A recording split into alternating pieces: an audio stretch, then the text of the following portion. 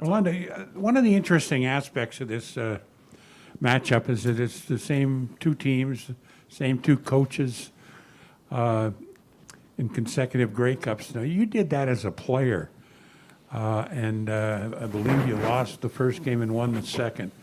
As a coach, is there any similarities to this situation? And, Mike, if you've got any thoughts on that, I'd appreciate it. But I'd also like the two of you to answer a question, just how different it's been to get to this Grey Cup compared to the last one you were in. Thank you. Okay. To the first part, I would say that there's not a lot of similarities outside of just the fact that we're playing in back-to-back games against back-to-back teams, having done that against Calgary. I assume you're referring to the Hamilton-Calgary. Yeah, two completely different games. Same head coaches, though, at the time, Lancaster and Wally Buono. And so outside of just the obvious things, there's nothing to draw on from this, really, for me. And I would say that, this journey's just been so different than 2019. Our football team looks different. We took a different path here, and it's been a roller coaster ride, but it's been enjoyable. When you go on those roller coasters, you want to be with the right people, and it took us a while to figure that out. And but at the end of the day, this is why everybody goes to training camp. This is why you prepare, that you try to get better every off season for this opportunity. Yeah, the journey. Completely different season. Obviously, we ended up in a different spot in the standings, but I think one of the biggest challenges I know for our team, and I would imagine for other teams too, is just with adherence to all the protocols. It was just really tough to figure out how to facilitate the guys creating that team that you need at this time of year. And the players are so resilient; they find ways, and it ends up working out in the end. But that was certainly on the front of my mind, in the off season or the extended off season and through training camp and through the season is, how are we going to get them to come together the way they need to? We'll go to Arash Madani, followed by Jeff Hamilton, and then Paul Friesen. Hey, Orlondo, who's your starting quarterback Sunday? Right out of the chute, huh? Yeah. Yeah. Dane will start for us. And how do you balance that decision with what the season has been like, and how did you kind of manage that whole thing during the year? A good question. I think it was more managed by the two people that are players, meaning Jeremiah and Dane. I think it was transparent from the start, being able to sign both of them. They understood only one was going to be able to start, and the other one was going to be disappointed. I remember the first time when I brought him in, Dane was definitely disappointed. Jeremiah was humbled. He wasn't jumping for joy. It was a highly competitive camp. So managing it to me was just about, if you want something, you just out in front, it's communication and being authentic with them. And they've earned that. They're A people. They're A quarterbacks, obviously.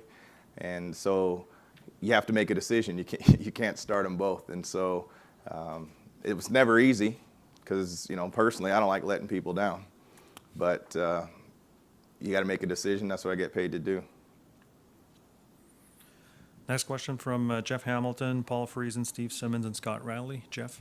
No secret, your guys' relationship, closeness, and coaching, playing together, coaching against each other. On that topic, I'd like for each of you to tell us what it is about the guy you're sitting across from that you appreciate the most as a coach. I'll go first. Thank you. Having been around for as long as I have and got to be on the field with them and then coach with them, I mean, besides all the X's and O's and how just damn smart he is. You know, he's just a better dude. You know, he's just a better guy that you want to hang out with and have a beer with. That's pretty simple for me. For me, I mean, I could make this entertaining, but I couldn't say it. I could say the exact same thing in reverse, and it'd be 100% authentic. Not 99, but 100%. I know that doesn't make good storylines, but absolutely, you know, I just watched this man prepare. I watched the commitment he had in the offseason as a player. We came in and coached together, and he was the exact same. I remember we were sitting there, and Coach Barker wanted us to put together playbooks. We just kind of looked at each other. They gave us this big, thick one from the Redskins, about 300 pages, and we're like, we don't really stand for this, you know. And he just came out authentic. Obviously, I won't get into fine fixtures and details, but he's that guy. And you want to talk about go sit down and have a beer with and just be people. Coach is a title, you know. I think we're people first, and I got to keep it light because I'll get emotional. That's the truth. Like, I care about him as a person, and I'm not shocked why he's up here again. He's just a fighter. Everybody should be proud. He's true Canadian and what the CFL is about. Guess I should have went second. Damn. Just one more from me. You both have had Zach Collaros, you know, throughout his career at different points. Mike obviously in Toronto, and then now in Winnipeg. During, you know, pretty much his rise in Hamilton. I'm just wondering, in your own words, what you make of his journey, you know, from where he was to where he is now, and what you make of that. I'll give you a tidbit. So he was named basically the fourth quarterback in 2012. But I just remember going by the weight room at the University of Toronto in Mississauga, and there's this quarterback in there power cleaning. And that just kind of sums up Zach. He's a worker. It didn't matter what role he was going to have that year. He knew he wasn't one of the Jarius Jackson. Of course, we had Ricky Ray and we had Trevor Harris. It didn't even bother him. And so when he got his opportunity, there was no doubt in my mind. He already had the physical tools. He bought his time, and he's here today. So no surprise. He's ultra competitive when he was around here, and obviously his physical skills speak for themselves. Yeah, I don't think it's a surprise. Once you get in a room with him, as we were back then, it's not surprising that he's at this level. As O said, ultra competitive, an easy guy to follow, like a good leader, and you know, something that would get said around by retired guys is he's one of us. Like, he just is. You're drawn to him, and we're so pleased that he's on our team. Next question from Paul Friesen. Then the lineup is Steve Simmons, Scott Riley, Danny Austin, Farhan Lalji, and Mr. Allen right there. Paul? Thank you. How did each of you guys handle the vaccination issue on your teams, as far as encouraging whether, you know, that was best for the team that your players do it? And then how disappointed are you in those who chose not to? And start with Mike, because it's cost you a player this week. Yeah, so with vaccination and stuff, you have to deal with each person individually, right? So you have the broad statement saying, here's what the science suggests, here's what the protocols are, here's what might come down the pipe as we go along. And then as always, you're dealing with humans, and there's some very passionate conversations, you know, in the office. And I'm not talking about, you know, hammering players that you have to do this. You're listening to the players, and you get a sense of where they're coming from. And like with anything, when a player is not able to play for whatever reason, what comes to my mind is the person and what they're feeling, and the turmoil that they're going through, right? So I don't know that I ever took a hard line stance in terms of conversation. I did more listening, I think. I hope I did. And in the end, it's always about the individual player. And Tui not being able to be here? He wasn't able to travel. Yeah, I apologize, but I got to echo a lot of the same sentiment there. It's a case-by-case basis. Never had a strong meeting about what they should or should not do. Definitely educated them on, as Osh said, the science or the facts. But things were always changing. I mean, the fact that we were able to get the percentage that we did, obviously I was pleased with as from a coaching standpoint, because selfishly I want everybody out there and whatnot. But there's no finger pointing, there's no disappointment. People can, they're humans, as Osh said. Like, they can make their own decision. And it's, while from the outside in it might be, well, that's personal, that's selfish. That doesn't enter the mind. It's their personal choice, right? And with the protocols and everything, and they were changing, not just outside the building, but inside the building. That was a tough juggling act, right? But all you have to know is that you weren't the only team going through it, and then you just push on. So, yeah, there was challenges, but we knew that going in. And I think for a lot of these, depending on what state they were coming from or possibly province, there's different rules and regulations. So they're going from maybe a little bit more freedom, quote unquote, to all of a sudden these strict rules and guidelines, and mentally it's taxing. We're going to go to Steve. Mike's on the way. I don't know if there's ever been a circumstance where two guys who played together, won together, coached together, won together, and then wound up opposing each other, as you guys have in the past two Grey Cups, has ever happened in pro football history, to be honest. I'm wondering if you can look at the uniqueness of your circumstance when you look back and consider where you've come from, where you've started, and where you are right now to get to this point in history. I don't know that I'll probably speak for O2. I don't know that we're at the point where we're looking back. That's a long way away. I don't even know if I'm going to live that long, but that's a long way away to start looking back. It's obvious from what we've said, we appreciate each other and the connection we've had over the years, where it started even, about that. and how it's turned out. I know I'm happy for them.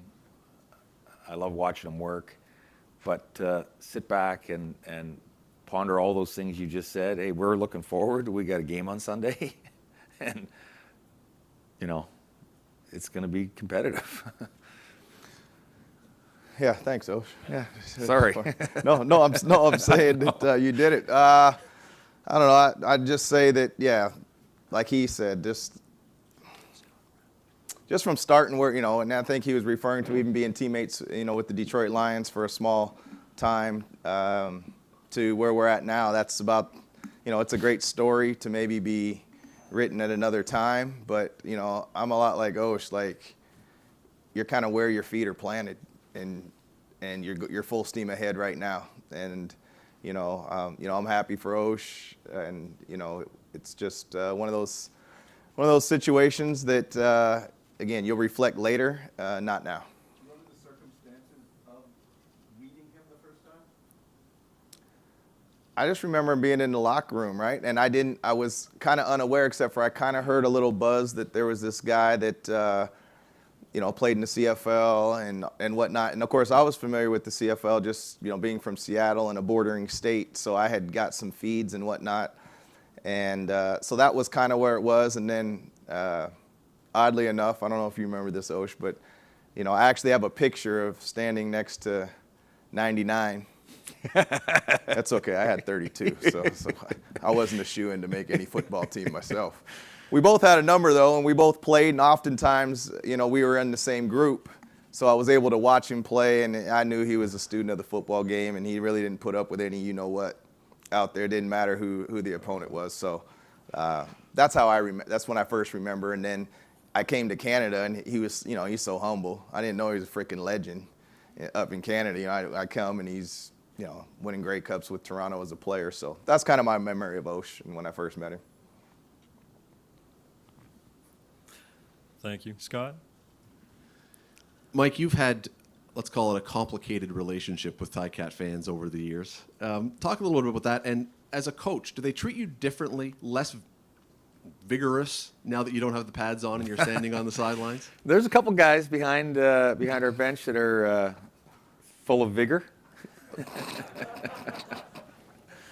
The joke or some of the messaging I've been getting from the guys who were around during that first transition to Toronto from Hamilton, they're some of them are glad that D cells aren't as prominent as they used to be, and various points like that. One trainer said I should still wear a helmet just in case, those type of things. I think it's calmed down quite a bit, but there are a few fans that still feel jilted. Orlondo, you stood beside Mike on the sidelines sometimes in Hamilton. Do you remember those? Do you remember hearing things? Do you remember seeing things? What was that experience like? Or did you even get close to him during those games in Hamilton? It just showed me how much they loved him, how much that he was, to be honest with you. And I did stand by him, but he's not over-exaggerating the battery story. But you did have dugouts that you could tuck into back then. Yeah, the rival. I love it. That's the CFL, right? That's what's beautiful. They love their teams, and I share the same thing. When I was in Hamilton, they loved me. When I came back, not so much, and that's just what it is. So. I enjoy O's just happens to be a much nicer guy than I am, so people like that.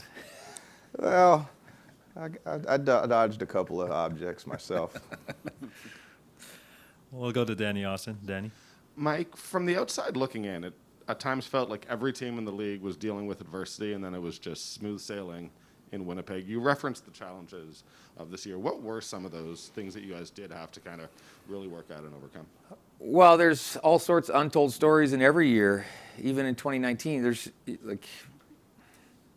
you deal with a lot of stuff in-house that you just deal with, right? So the same thing. We faced our own adversity this year, not as much as in other years, and a lot of it stays in-house. I mean, you just look at the last game we played. That first half was, as adverse as you could probably get in a football game, and our guys managed to battle through that, collect themselves at halftime, and go out and figure out how to get it done. So, but every team faces adversity, their own adversity, and I would suggest that most teams deal with all that stuff in-house, and you wouldn't even know about it.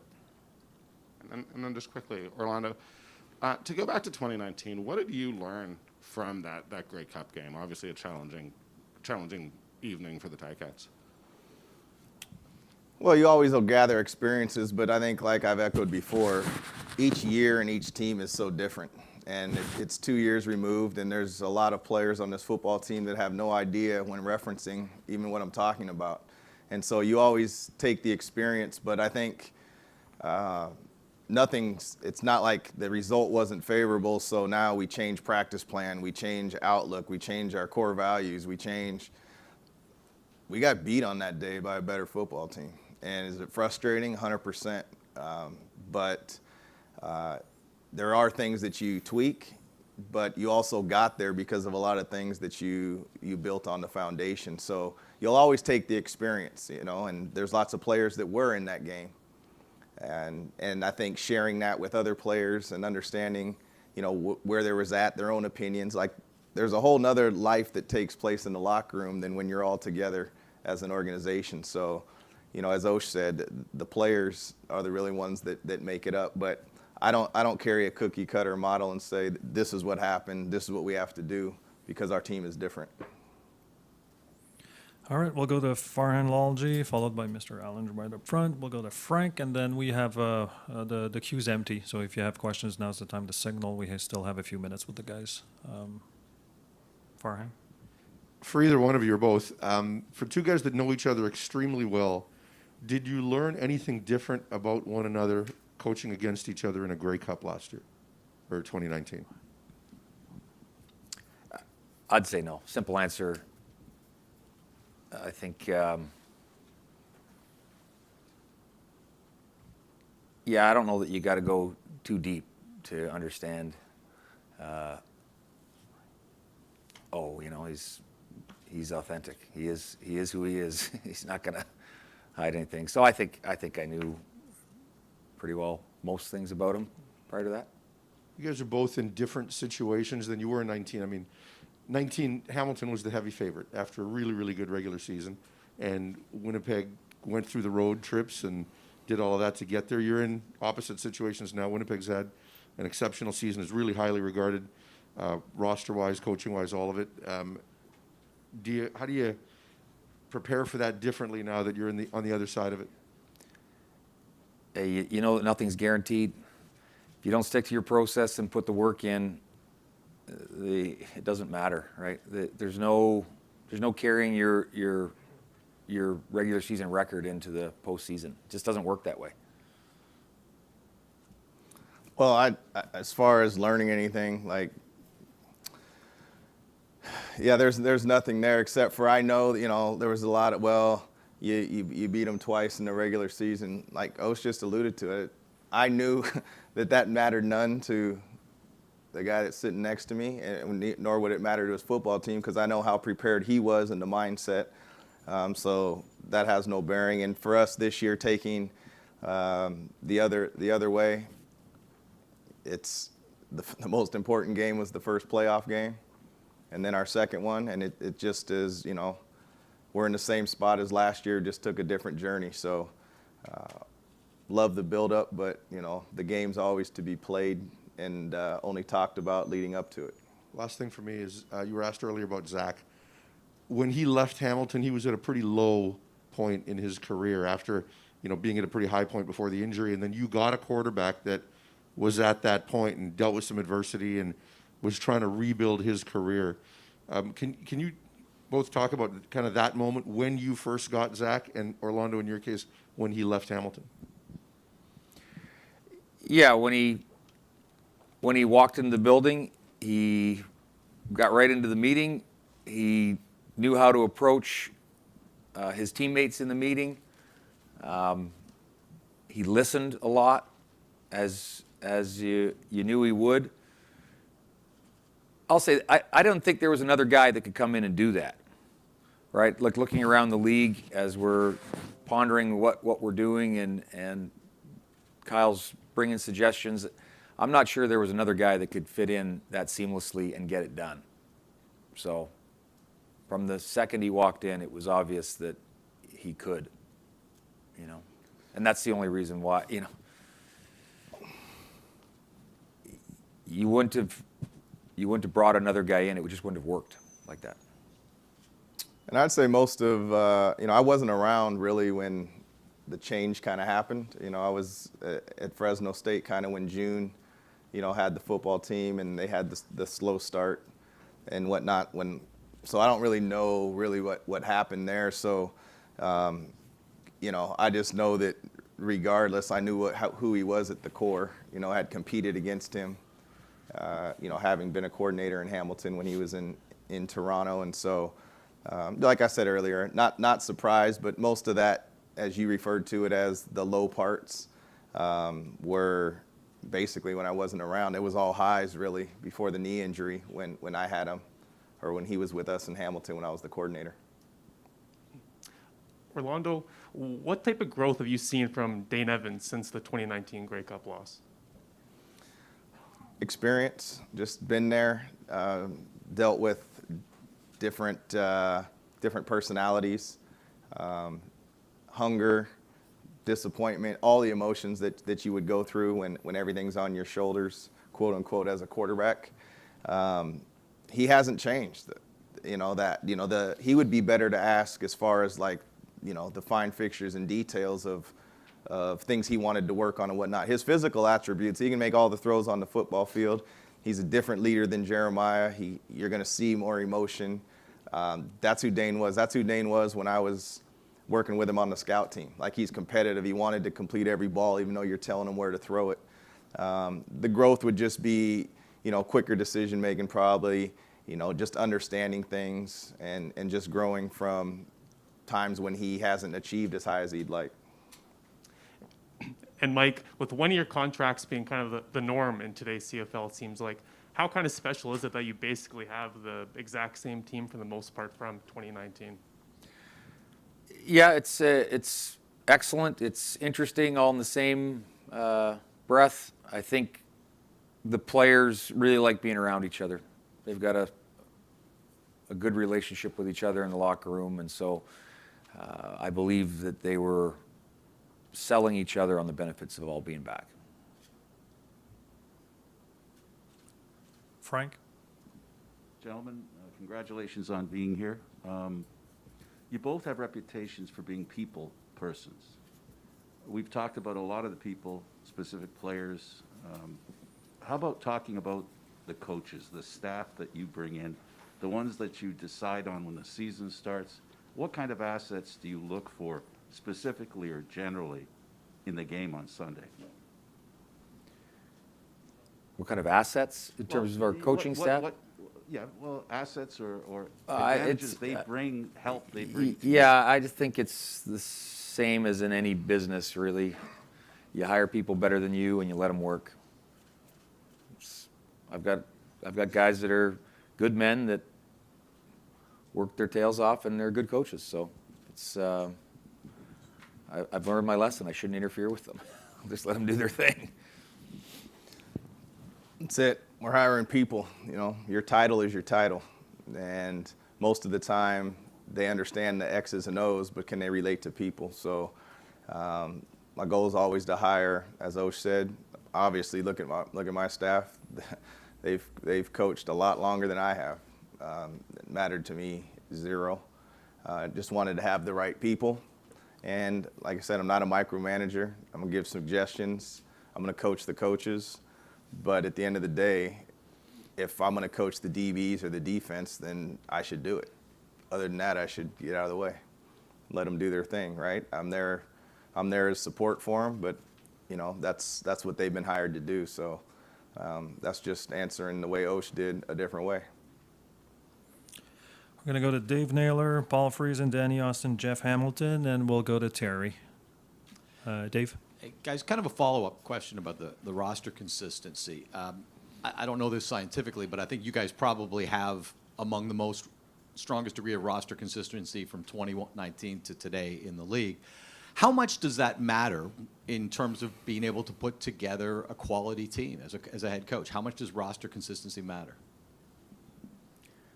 I'd put it as a priority, but it doesn't always work out that way. We came in this year without the same boundary corner and boundary half, which is they're in a hot spot on the field, and our staff did a great job of bringing guys in, and our coaching staff did a good job of navigating through all the players and figuring out where that combination would lie. But other than that, yeah, having basically an entire offense back was pretty important, especially with Buck taking the helm, and he's done such a great job. But having those guys back who understand what we need and want was pretty important.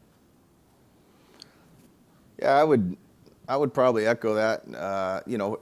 Even though you may have them back, we battled injuries. So while they may have been in the building, they weren't available to play. So you're kind of in the same boat. So you have to be prepared for those type of situations, and you don't know how that's going to turn out, right?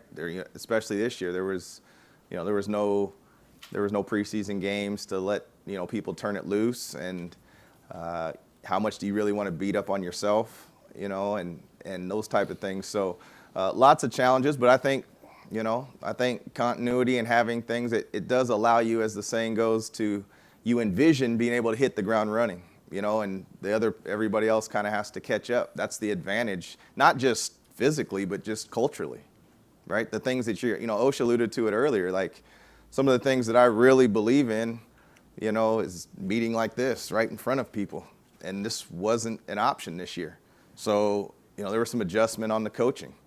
and that type of thing. So, yeah, but at the end of the day, you find a way to make it work.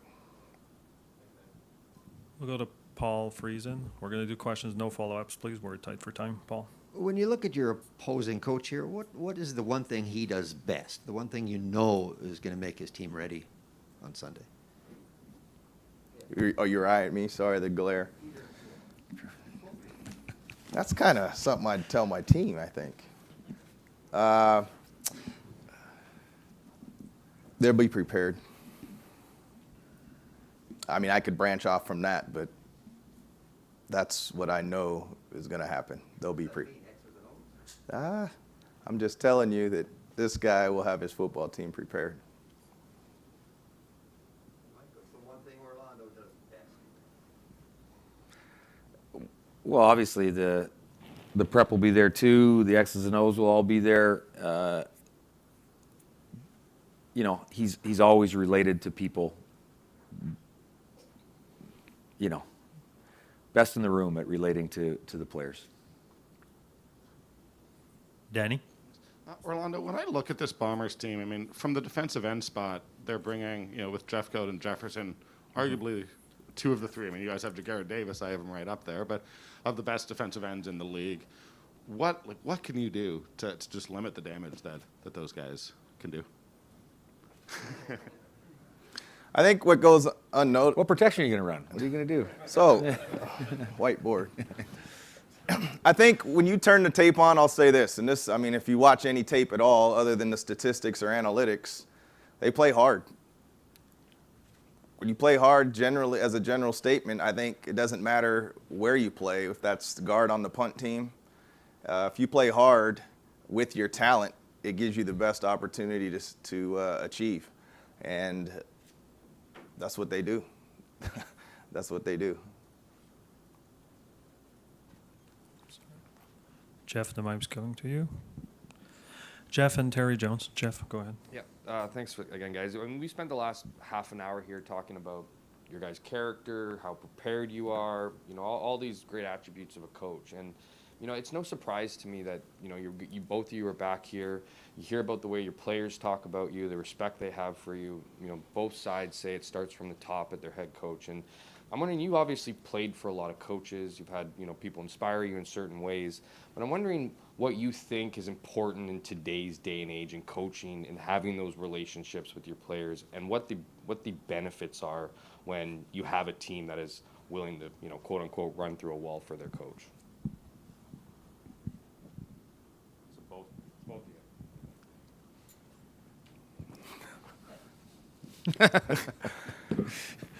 you.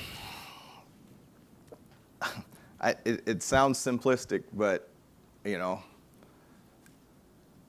you can label whatever you want to label. Millennials, this generation, that generation, raised with a phone, not with a phone. They're people. If you relate to people and you're authentic, it'll give you the best opportunity. When you put 70 people in a room, they're not all going to like you. This is their job. This is how they're trying to feed their family. It's not about getting them to like you. It's, can you get them to bond? Like, can we get all you guys to bond? That's gives you the best opportunity as a team. So you deal with them as people, not as XYZ, however you want to label them, right? And when you treat them as people, and the bottom line is that humans and people make mistakes. So there's got to be a certain amount of grace. Now, at the same time, you're responsible for winning and losing, but you know that when you sign up. That's not the focus, right? So if you said, what did you say? I would say people. You just got to deal with them as people. Yeah. Said it pretty well. If not for grace, I wouldn't be sitting here. So, you know, the other thing that you realize with people is, despite how we want it to go and how we envision our bubble, they walk into our stadium and you just see, this is the way the day is going to go. Life is going on for these guys outside of that door, and as much as you ask them to, you know, get focused as soon as they walk through it, it doesn't work that way, you know. So you have to respect the fact that their life is going on outside those walls too.